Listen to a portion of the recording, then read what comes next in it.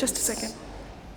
We know the importance of breastfeeding for the mother's health as well as the child's health, and many governments have now put in place plans and intentions to support mothers to breastfeed their child.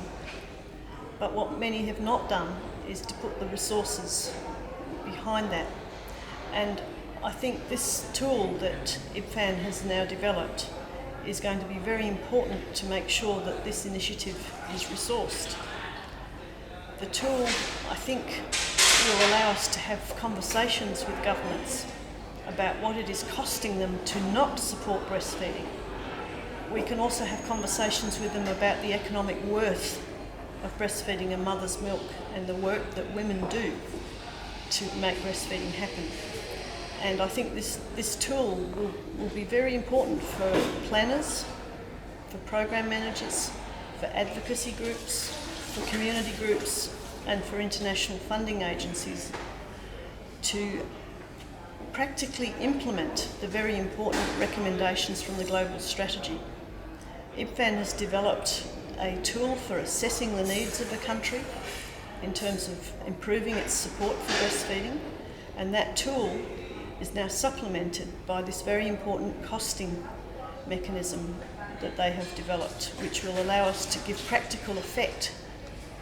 One of the important things that must be done to bring policies into reality is to face the hard question of the funding and the money and the resources that must go into it.